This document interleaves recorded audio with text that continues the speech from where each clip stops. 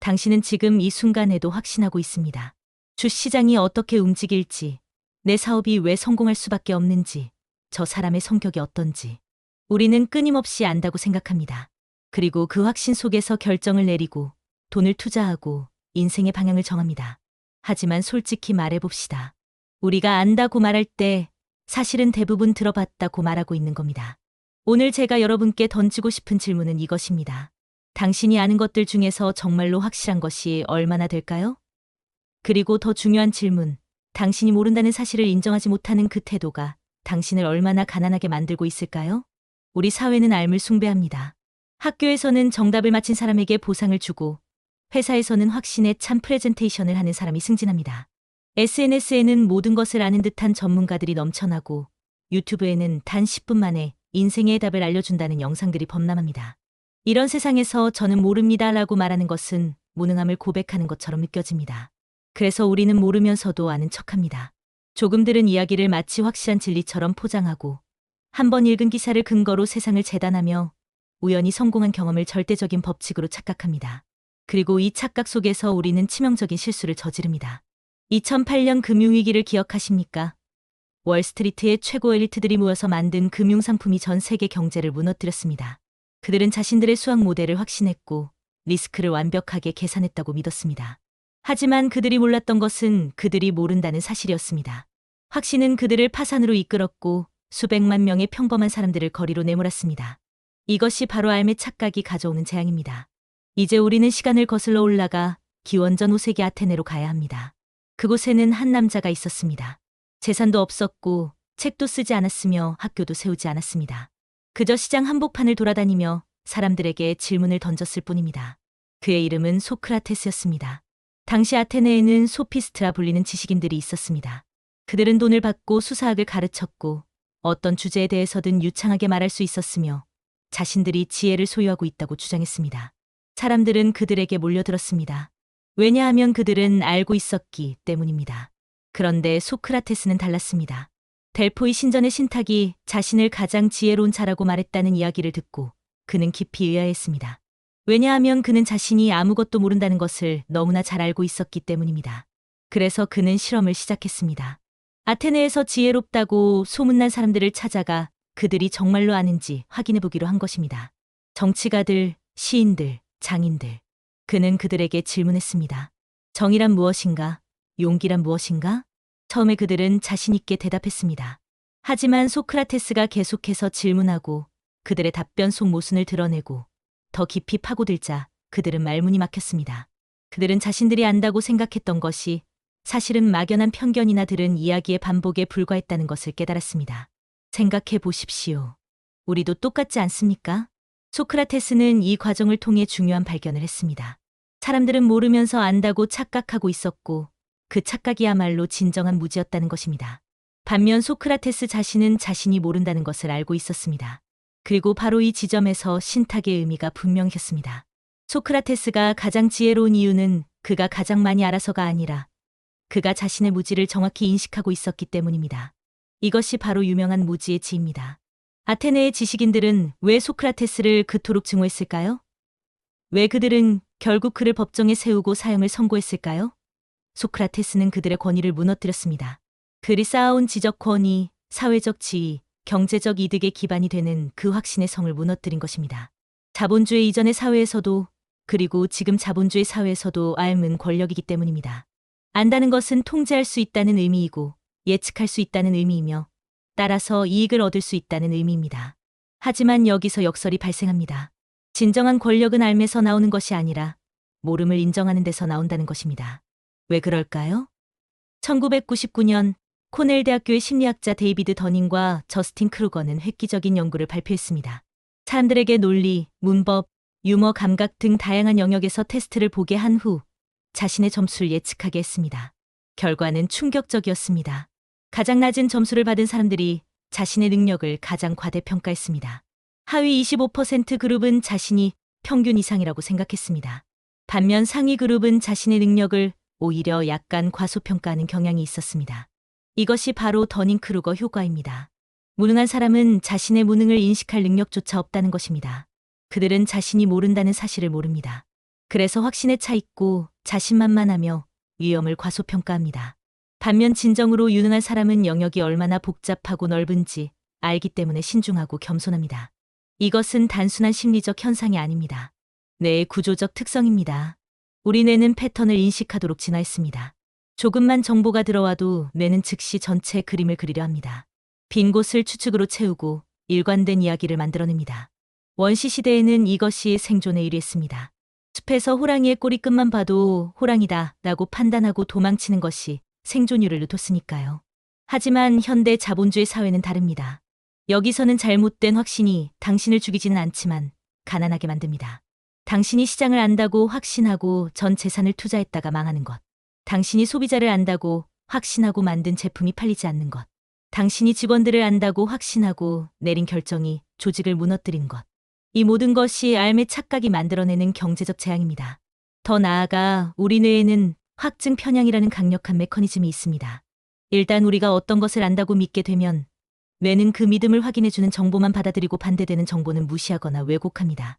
당신이 부동산은 절대 떨어지지 않는다고 믿으면 상승 뉴스는 모두 기억하고 하락 경고는 무시합니다.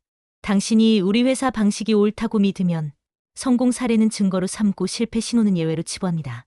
그렇다면 모른다는 사실을 인정할 때 무슨 일이 일어날까요? 첫째, 주의력이 활성화됩니다. 당신이 모른다는 것을 인정하는 순간 뇌는 경계 모드로 전환됩니다. 주변의 신호들에 민감해지고 새로운 정보를 적극적으로 탐색하며 기존의 틀에서 벗어나 다각도로 사고하기 시작합니다. 둘째, 학습 능력이 극대화됩니다. 신경과학자들은 뇌가 예측 오류를 감지할 때 가장 활발하게 학습한다는 것을 발견했습니다. 내가 예상한 것과 현실이 다를 때 그 차이를 메우려는 과정에서 새로운 신경 연결이 만들어집니다. 하지만 당신이 이미 안다고 확신하면 예측 오류가 발생하지 않습니다. 모든 것이 예상대로라고 해석하니까요. 학습이 멈춥니다. 성장이 정체됩니다. 셋째, 리스크 관리 능력이 향상됩니다. 워렌 버핏의 이야기를 해봅시다. 그는 투자의 첫 번째 원칙으로 돈을 잃지 마라를 꼽습니다. 어떻게 돈을 잃지 않을까요? 자신이 모른다는 것을 인정하는 것에서 시작됩니다. 버핏은 자신이 이해하지 못하는 기업에는 절대 투자하지 않습니다. 1990년대 후반 닷컴 버블 때 모두가 기술주에 미쳐 있을 때 버핏은 투자하지 않았습니다. 사람들은 그를 시대에 뒤떨어진 늙은이라고 비웃었습니다. 하지만 버핏은 자신이 그 기업들의 가치를 정확히 평가할 수 없다는 것을 알고 있었습니다. 그는 모른다는 것을 인정했습니다. 그리고 버블이 꺼졌을 때 비웃던 사람들은 파산했고 버핏은 살아남았습니다. 이것이 오름의 지혜가 가져오는 실전적 가치입니다. 반대로 확신에 찬 리더들은 어떻게 실패할까요? 2000년대 초반 노키아는 휴대폰 시장의 절대 강자였습니다. 그들은 자신들이 소비자를 안다고 확신했습니다. 사람들은 통화 품질과 배터리 수명을 원한다고 믿었습니다. 그래서 스마트폰이라는 새로운 트렌드를 무시했습니다. 누가 전화기로 인터넷을 하겠어? 라고 생각했습니다. 그의 CEO는 내부 회의에서 아이폰을 보고 장난감이라고 평가했습니다. 그는 자신이 시장을 안다고 확신했습니다. 10년 후 노키아는 사라졌습니다. 반면 스티브 잡스는 소비자들은 자신이 무엇을 원하는지 모른다고 말했습니다. 역설적이지 않습니까? 그는 소비자조차 자신의 욕망을 모른다는 것을 알았고 따라서 시장 조사를 맹신하지 않았습니다. 대신 끊임없이 실험하고 프로토타입을 만들고 직접 사용해보며 배웠습니다. 그는 자신도 완벽한 답을 모른다는 것을 인정했고 바로 그 인정이 혁신의 공간을 열었습니다. 그렇다면 우리는 구체적으로 무엇을 해야 할까요? 첫째, 일상에서 나는 잘 모릅니다 라고 말하는 연습을 하십시오. 누군가 당신에게 암호화폐에 대해 물어봤을 때 뉴스 헤드라인에서 본 것을 마치 전문 지식인 양 늘어놓지 마십시오. 잘 모릅니다. 하지만 관심이 있으니 함께 알아볼까요? 라고 말하십시오. 이 태도의 차이가 거대합니다. 전자는 대화를 닫지만 후자는 대화를 열고 진짜 배움을 시작합니다. 둘째, 당신의 결정에 대해 왜? 라고 5번 물어보십시오. 이 주식을 사야 한다. 왜? 주가가 오를 것 같아서. 왜 오를 것 같은가? 실적이 좋아서. 왜 실적이 좋다고 생각하는가? 기사에서 봤어. 그 기사는 신뢰할 만한가? 응. 보십시오. 세 번째 질문쯤 가면 우리의 확신이 얼마나 얕은 기반 위에 서 있는지 드러납니다. 셋째, 당신과 다른 의견을 가진 사람을 적극적으로 찾으십시오. 확증 편향을 깨는 가장 효과적인 방법은 당신의 생각에 반대하는 사람과 대화하는 것입니다. 당신이 부동산에 투자하려 한다면 부동산 투자를 반대하는 사람의 논리를 들으시오. 성공한 투자자들은 모두 악마의 변호인을 곁에 둡니다. 자신의 판단에 도전할 사람을 의도적으로 배치합니다. 넷째, 작게 실험하고 빠르게 배우십시오. 실리콘밸리의 리스타트업 방법론의 핵심은 우리 모른다는 전제에서 시작됩니다. 소비자가 무엇을 원하는지 모릅니다. 시장이 어떻게 반응할지 모릅니다. 그래서 완벽한 제품을 만들려 하지 않고 최소 기능 제품을 만들어 시장에 내놓고 반응을 봅니다. 실패하면 빠르게 방향을 바꿉니다. 인스타그램은 원래 위치 기반 체크인 앱이었습니다. 실패했습니다. 하지만 창업자들은 사람들이 사진 필터, 기능만 열심히 사용한다는 것을 발견했습니다. 그들은 자신들의 원래 비전이 틀렸다는 것을 인정하고 사진 공유 앱으로 방향을 바꿨습니다. 만약 그들이 우리가 옳다, 사람들이 아직 이해하지 못하는 것뿐이다 라고 고집했다면 오늘날의 인스타그램은 존재하지 않았을 것입니다. 다섯째, 전문가의 말을 들되 맹신하지 마십시오. 전문가는 당신보다 많이 알지만 미래를 예언하진 못합니다. 2008년 직전 대부분의 경제 전문가들은 시장이 건강하다고 말했습니다. 2020년 초 많은 전염병 전문가들은 코로나가 크게 확산되지 않을 것이라고 예측했습니다. 전문가도 틀립니다. 그들도 모릅니다. 마지막으로 실패를 재정의하십시오. 우리 문화에서 실패는 수치입니다. 하지만 모름을 인정하는 문화에서 실패는 데이터입니다. 당신이 시도한 것이 작동하지 않았다면 그것은 당신이 무능해서가 아니라 당신이 몰랐던 변수가 있었기 때문입니다. 그 변수를 발견한 것 자체가 성과입니다. 생각해 보십시오. 당신의 삶에서 가장 큰 후회는 무엇입니까? 많은 경우 그것은 당신이 확신했던 결정들입니다. 이 사람과 결혼하면 행복할 거야 라고 확신했지만 틀렸거나 이 직장이 내 미래를 보장할 거야 라고 확신했지만 아니었거나 반면 당신의 가장 큰 성공은 무엇입니까? 종종 그것은 당신이 확신하지 못했지만 용기 있게 시도한 것들입니다. 잘 될지 모르겠지만 해볼까?